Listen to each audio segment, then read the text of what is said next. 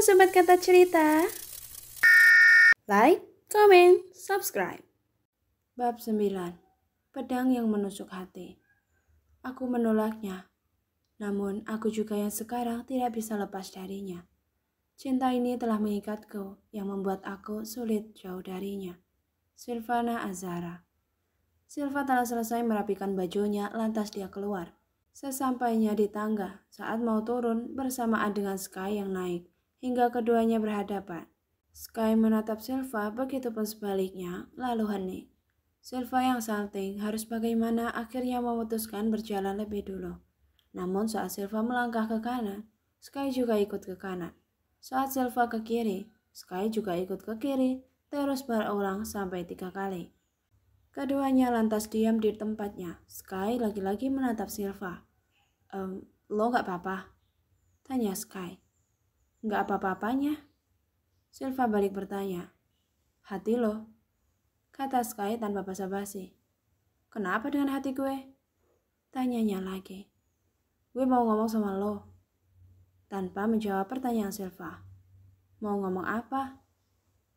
Soal tadi siang. Silva tak menjawab karena bingung jawab apa. Temui gue di taman belakang jam 8. Kata Sky menyela dan berlalu pergi. Silva tak menjawab. Kamu mau apa lagi sih Sky? Batinnya. Waktu sudah maghrib. Sehabis sholat Silva membaca Al-Quran. Namun Al-Qurannya tertinggal di kamar Sky. Dia memakai cadarnya lantas menuju kamar Sky. Silva mulai mengetuk pintu kamar lelaki itu. Tok tok tok.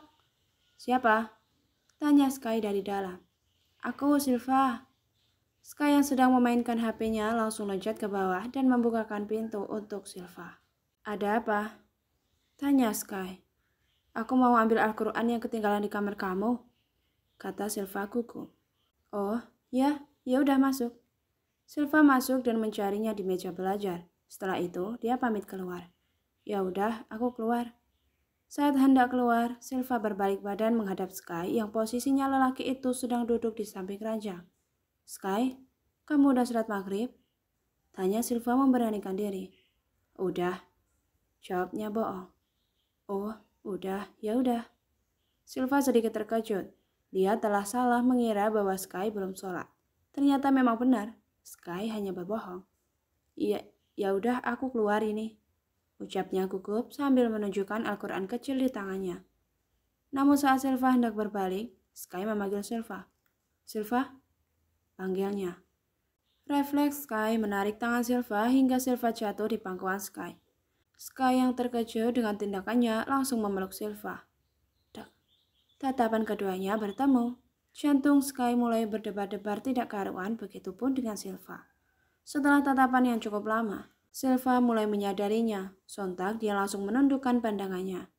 Sky juga langsung melepaskan pelukannya dan Silva mulai berdiri. Maaf, kata Silva salting. Ya udah, aku keluar ya. Dengan langkah cepat, Silva keluar dari kamar Sky. Sepeninggal Silva, lelaki itu terus saja memegangi dadanya. Jantung gue menghela nafas berkali-kali. Kok jantung gue deg-degan gini ya? Katanya sambil terus mengatur ritme jantung yang berdetak lebih cepat hingga sakitnya sampai terasa di dadanya. Dia wangi sekali, pakai parfum apa sih dia? Kata Sky lagi. Tuh kan, sampai lupa mau bilang. Kata Sky. Dia memanggil Silva karena ingin mengingatkan bahwa jam 8 ke taman belakang rumah. Sedangkan Silva yang baru masuk kamarnya, dia langsung menutup pintu dan berdiri di balik pintu itu. Kenapa sih suka deg-degan kalau dekat Sky? Ucapnya. Lalu dia tersenyum karena mengingat bayangan wajah Sky secara dekat dan langsung meletakkan Al-Quran di atas meja. Setelah itu berlalu ke kamar mandi untuk mengambil air wudhu. Gara-gara insiden tertarik tangan suami, dia wudhunya jadi batal deh. Setelah gadis itu selesai dari aktivitasnya, dia turun untuk makan malam. Non Silva, sapa Bi Siti. Sudah siap, Bi? Tanya Silva. Udah siap semua, Non? Silva sudah terbiasa makan sendiri tanpa adanya Sky. Namun malam ini tampak berbeda karena tidak lama kemudian, Sky turun dengan memakai baju koko, sarung, dan kopiah menghiasi kepalanya. semakin menambah ketampanannya dengan wajahnya yang putih mulus terlihat berseri. Lelaki itu berubah pikiran, yang tadinya tidak mau sholat jadi sholat. Karena entah kenapa, dia jadi malu sendiri saat Silva menyinggung tentang sholat. Dan dia merasa tidak enak hati karena sudah membohongi Silva. Silva menatap Sky saat menuruni tangga tanpa berkedip. Subhanallah, Sky, kamu sangat tampan, gumamnya di balik cadar. Sky menghampiri Silva di meja makan, dengan santai dan coolnya duduk tepat di depan Silva. Sedangkan mata Silva terus mengikuti kemana arah Sky. Awas, tuh mata nanti copot, sindirnya halus. Silva yang mendengar itu langsung salah tingkah. Dia lebih memilih makan makanannya. Gue emang ganteng kok, ucap Sky dengan pedenya. Silva makin salting menanggapi Sky. Tawa Sky tertahan. Silva memanyunkan bibirnya di balik cadarnya. Lalu Silva mengambil ayam goreng bersamaan dengan Sky hingga tangan mereka bersentuhan. Sontak keduanya sama-sama terkejut dan saling menatap. Silva refleks menarik tangannya, begitupun dengan Sky. Lalu Silva mengambil telur balado, tapi malah Sky juga mengambilnya hingga beradu garpu. Mau kamu apa sih? Kata Sky. Maaf, ucap Silva. Lalu Sky mengambil telur balado untuk Silva. Makan yang banyak, biar kuat dan gak gampang nangis, kata Sky. Silva hanya diam menundukkan kepalanya. Sky sudah selesai makan, sedangkan Silva masih banyak, karena lauk dan nasinya sempat ditambahkan oleh Sky. Gue tunggu lo di taman belakang, ucapnya dan berlalu pergi. Tidak lama kemudian, setelah selesai makan, Silva menyusulnya ke taman belakang. Sky sedang berdiri dengan memasukkan tangannya ke dua saku celana pendeknya. Sky, panggil gadis itu dengan lembut dan Sky menoleh. Gue cuma mau jelasin soal tadi di sekolah, kata Sky memulai pembicaraan. Jadi kamu pacaran sama Livi?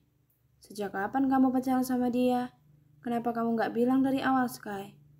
Dan kenapa juga kamu gak nolak saat kita dinikahkan? Tanyanya bertubi sebelum Sky menjelaskan. Kenapa? Lo cemburu? Sky tak menjawab, malah balik bertanya. Enggak, jawab Silva cepat dan jelas. Entah kenapa hati Sky merasa sangat kesal mendengar jawaban itu. Seperti bukan itu jawaban yang dia inginkan. Oh, bagus kalau enggak. Dan bagus juga, lo udah tahu sekarang kalau Livi pacar gue, ucap Sky kesal. Jadi lo harus jaga jarak sama gue dan jauhi Livi, pinta Sky. Silva mendongak, menatap lelaki yang lebih tinggi darinya. Kenapa harus aku yang jaga jarak? Aku istrimu, Sky. Kenapa bukan dia? Batin Silva. Kenapa menatap gue kayak gitu? Tanya Sky. Ingat ya, kita harus jaga jarak, tandasnya. Dan soal pernikahan kita jalani aja dulu sampai lulus sekolah. Setelah kita lulus, baru kita pikirkan gimana caranya lepas dari pernikahan ini, kata Sky. Kenapa begitu? Tanya gadis itu. Ya karena pernikahan ini tuh terpaksa. Lagian kita juga gak saling mencintai, jawab lelaki itu. Tapi Sky, kata Silva menggantung. Dia merasa ini bukan keputusan yang baik. Tapi apa? Memang benar kan kita gak mencintai?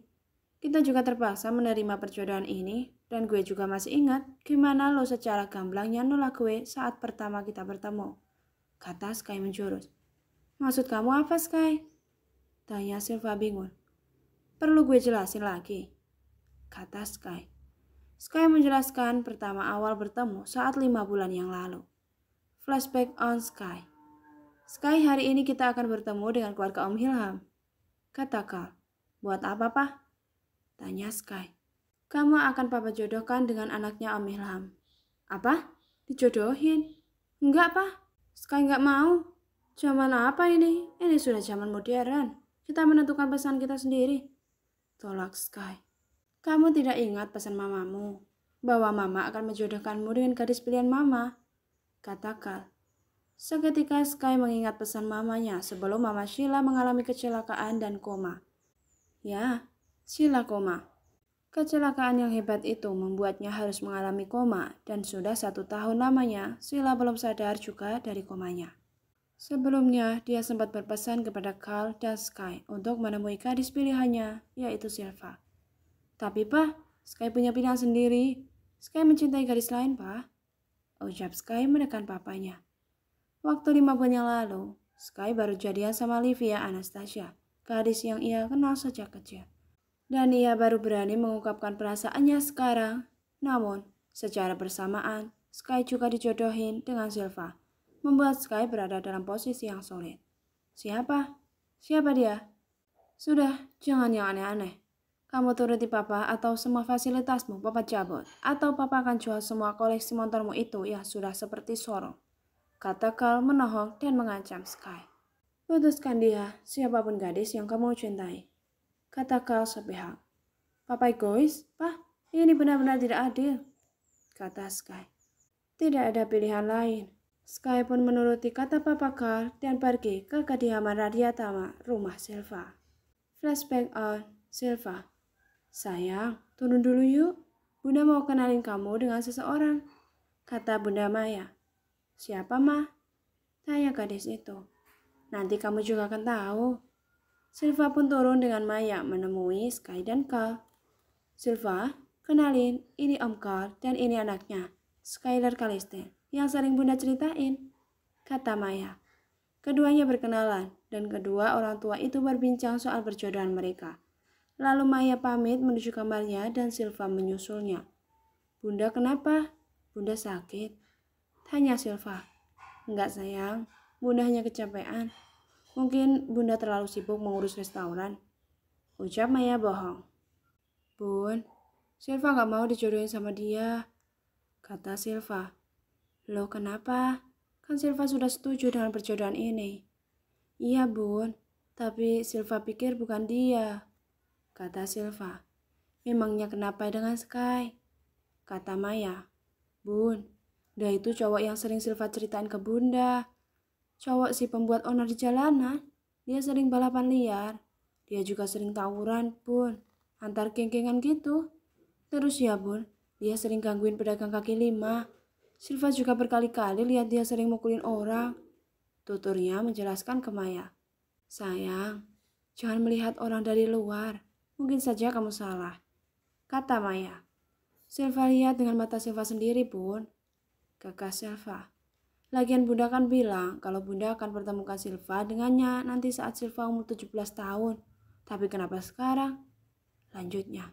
Sayang, Bunda gak tahu setelah ini Bunda bisa lihat kamu lagi atau enggak. Dan Bunda gak tahu sampai kapan Bunda akan terus di samping kamu. Kata Maya. Apa maksud Bunda? Kan Bunda memang akan terus di samping Silva. Tanya Silva kebingungan. Sayang, yang namanya umur itu kan gak ada yang tahu. Kata Maya. Udah Bun, Bunda ini ngomong apa sih, aneh sekali. Kata Silva kesal.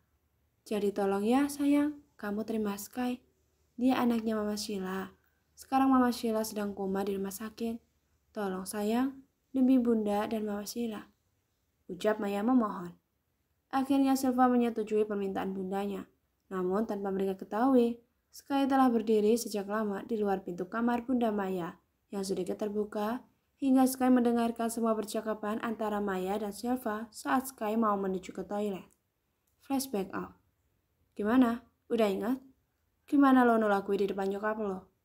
Kata Sky. Silva sangat jelas mengingat momen pertemuannya dengan Sky 5 bulan yang lalu. Silva tidak menyangka jika penolakannya akan menjadi pedang yang sewaktu-waktu akan menusuk jantungnya berkali-kali.